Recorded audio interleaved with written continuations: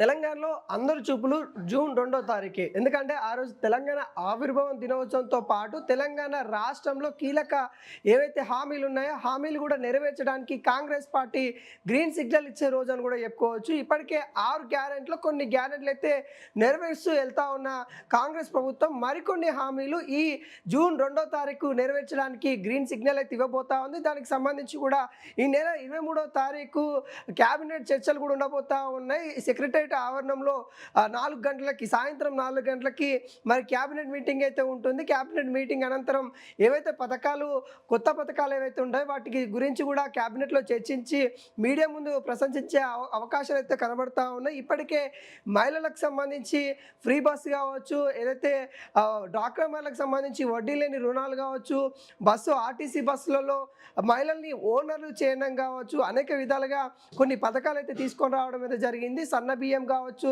రైతులకి సన్న ఓట్లకి 500 రూపాయల బోనస్ కావచ్చు, ఇవన్నీ అయితే నెరవేరుస్తూ ఉంది. మిగిలి ఉన్న ఏవైతే పథకాలు ఏవైతే ఉన్నాయో వాటన్నిటికి కూడా నెరవేర్చడానికి కాంగ్రెస్ ప్రభుత్వం కంకణం కట్టుకొని జూన్ 2వ తారీఖు టార్గెట్ పెట్టుకొని పనిచేస్తుంది. ఇప్పటికే తమ అధికారులకి కూడా కీలక ఆదేశాలు సీఎం రేవంత్ రెడ్డి ఇచ్చినట్టు కూడా తెలుస్తూ ఉంది.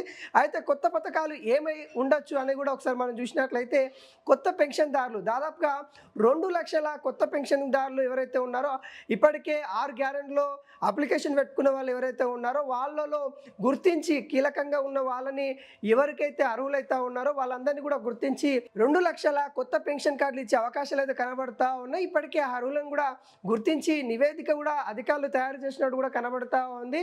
ఎవరైతే వికలాంగులు కావచ్చు, ఏదైతే భర్తను కోల్పోయిన వితంతులు కావచ్చు, ఇంకా వృద్ధులు కావచ్చు, వీళ్ళందరికీ కూడా ఏజ్ రీత్యా వృద్ధత్వం అయిన వాళ్ళకి కూడా కొత్త పింఛన్ రావట్లేదు. గత ప్రభుత్వం కూడా కొత్త పింఛన్లు ఇవ్వాలని కూడా చాలామంది కూడా అప్లికేషన్ పెట్టుకున్నారు.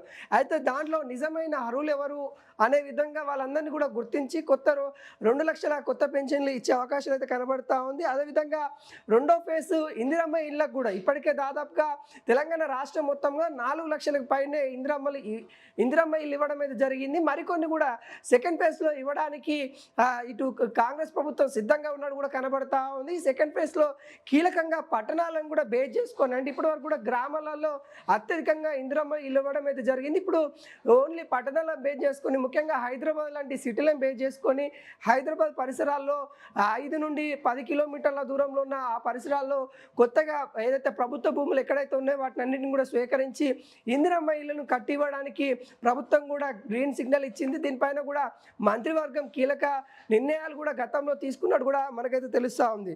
అదేవిధంగా ఉద్యోగానికి సంబంధించిన ఏదైతే ఉద్యోగులు చేస్తానో ప్రభుత్వ ఉద్యోగులకు సంబంధించిన బెనిఫిట్స్ ఏవైతే ఉన్నాయో వాటిని కూడా ఇవ్వడానికి అది ఇటు ప్రభుత్వం కూడా సిద్ధమైనట్టు కూడా కనబడుతూ ఉంది. వీటితో పాటు ఎవరైతే 6 గ్యారెంటీలకి అప్లికేషన్ ముందు కాకుండా తర్వాత పెట్టుకున్న వాళ్ళు ఎవరైతే ఉంటారో అంటే రెండో విడతల 6 గ్యారెంటీలకి అప్లికేషన్ పెట్టుకున్న వాళ్ళు ఎవరైతే ఉంటారో వాళ్ళందరికీ కూడా గ్రీన్ సిగ్నల్ ఇవ్వబోతా ఉంది తెలంగాణ ప్రభుత్వం అన్నట్టు కూడా చెప్తా ఉన్నట్టు తెలుస్తూ ఉంది. అయితే వీటికి సంబంధించి కూడా క్యాబినెట్లో కీలక చర్చలు అయితే ఉండబోతా ఉన్నాయి. క్యాబినెట్ చర్చ తర్వాత వీటన్నిటిని కూడా జూన్ 2వ తారీఖు అంటే తెలంగాణ ఆవిర్భావ దినోత్సవం సందర్భంగా తెలంగాణ ప్రజలకి గుడ్ న్యూస్ చెప్పాలని కాంగ్రెస్ ప్రభుత్వం కంకణం కట్టుకొని పనిచేస్తూ ఉంది. దాంట్లో భాగంగానే కొత్త పథకాలు అయితే వచ్చే అవకాశాలు అయితే కనబడతా ఉన్నాయి. ఇప్పటికీ వీటిపైన కూడా అధికారులు కూడా అన్ని కూడా సిద్ధం చేసినట్టు కూడా కనబడతా ఉంది. ఎందుకంటే ఇంకా ఒక 10 రోజుల వ్యవధి కాలంలో ఉంది కాబట్టి ఖచ్చితంగా కొత్తగా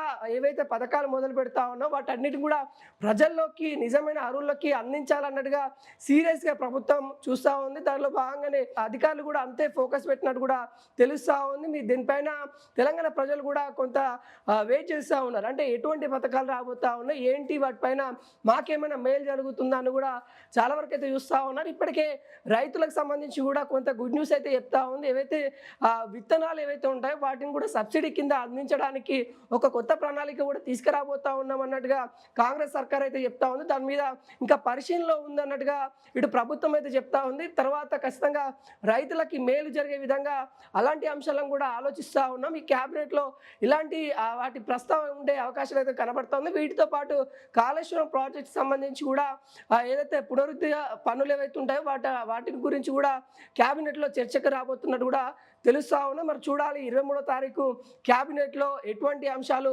ప్రస్తావిస్తారనేది కూడా మనం చూడాల్సిన పరిస్థితి నెలకొంది.